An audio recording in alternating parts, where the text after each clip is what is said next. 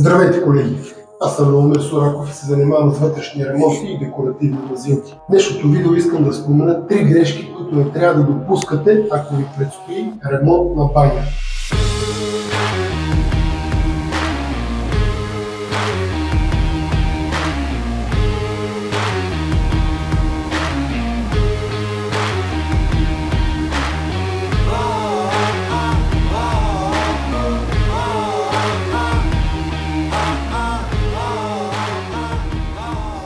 Първата, и може би най-важна за мен, това е да направите баня без тоалетна. Това е едно изключително непрактично решение, което за мен лично може да е обусловено само от това да сте имали доскоро такава баня и просто така да сте свикнали. В 98% от случаите в баните има канализация FI 110. И времето необходимо за направа на едно отклонение на тръбата за монтаж на тоалетна е няколко часа, максимум един ден, заедно с разлетването на бележките, предупреждаването на съседите и цялата подготовка. Как практикувам аз? Процедирам в този случай. Подготвям си предварително бележки и ги разлетвам на всички по щранга отгоре над апартамента, на който работя. От предния ден с точен час фиксиран за работа. В момента, в който дойде денят и започнем да подготвяме за работа, минавам отново и ги предупреждавам още веднъж, ги подсещам, че след половин час примерно ще спрем водата. Следващото, което правя е да спра водопроводната инсталация на този щранг.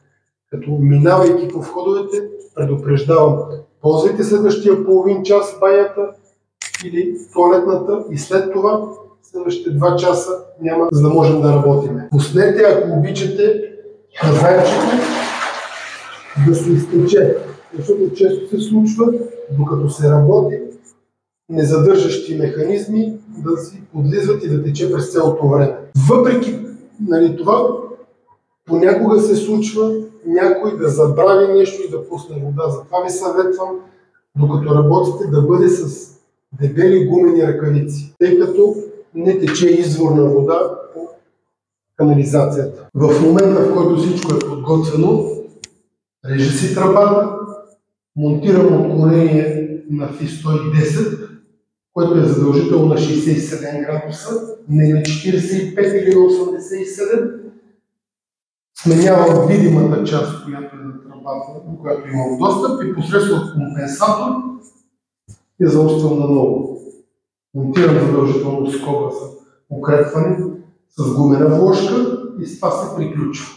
Дори в случаите, когато имате FI 50 налична канализация, може да се монтира тоалетна.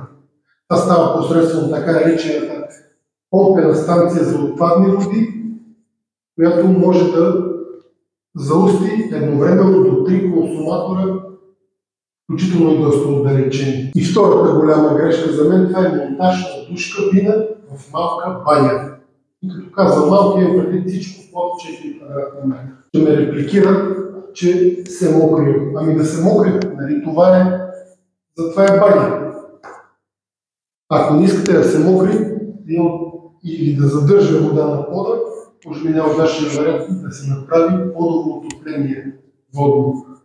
Нямате възможност или условия за такова, електрическо подово отопление е чудесна вентилация, разбира се, комбинирано с добра вентилация. В крайен случай един мок е за предпочитане пред всичките необходими консуматори, които трябва да се сложат в банята и пред тесните пространства, които не позволяват свободно да се движиш. Въобще душ кабина като цяло от 90 на 90 за мен лично е неудачно решение. Една 80 см душ кабина не позволява на малко по-едър човек да се отвърне, да се завърти, да клекне, да се измие. Въобще, ако е 80, едната страна би могло да бъде, стига другата да е минимум 90. Другим поне едната да е 90. И като казвам размер на душ кабината, вземете предвид точното разстояние, което е от стъклото до стената, а не обявеното на брошурата или на рекламата на самата опаковка на продукта. Разстоянието за ползване, което остава понякога на кабина обявени 90 на 90, всъщност 85 на 85. Следващо неудачно нещо, което е за мен лично, е да се монтира ванна. тъй като рано или късно ще започне да затруднява, особено ако има възрастни обитатели, постоянното обикрачване, влизане и излизане за взимане на душ. И да доказвам, вана напротив, тя е добро решение, стига да не е единственото обособено място за къпане в банята.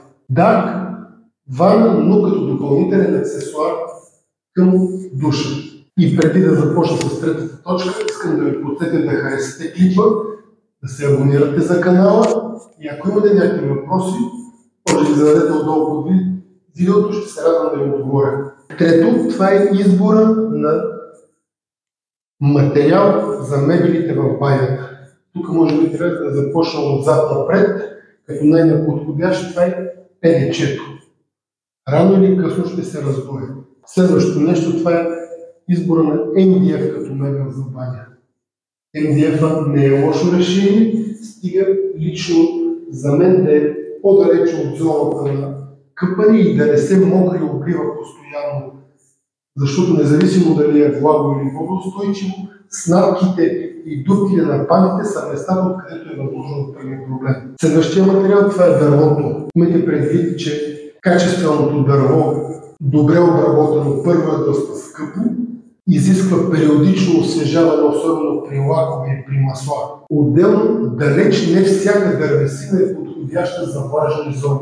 Абсолютният фаворит тук за мен лично си остава избора на дебелостенно ПВЦ.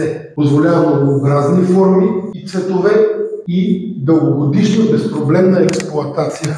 И за тези, които са останали до края на клипа, ще спомена още една, може би не до тази грешка, а това е именно избора на дълги и тесни плочи за направа на подове. Като изключим модните тенденции, те са неподходящи от гледна точка на това, че са вдурнати или изпъкнали. И това се особено ясно усеща при оттичането.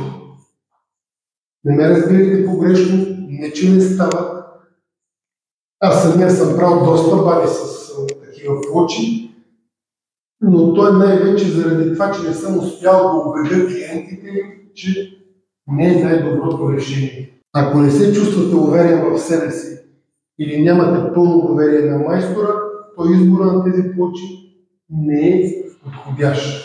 Перфектните наклони се правят с правилно размерени квадрати или правоъгълници, не дъски. Дано съм бил полезен, колеги. Успех от мен и до скоро!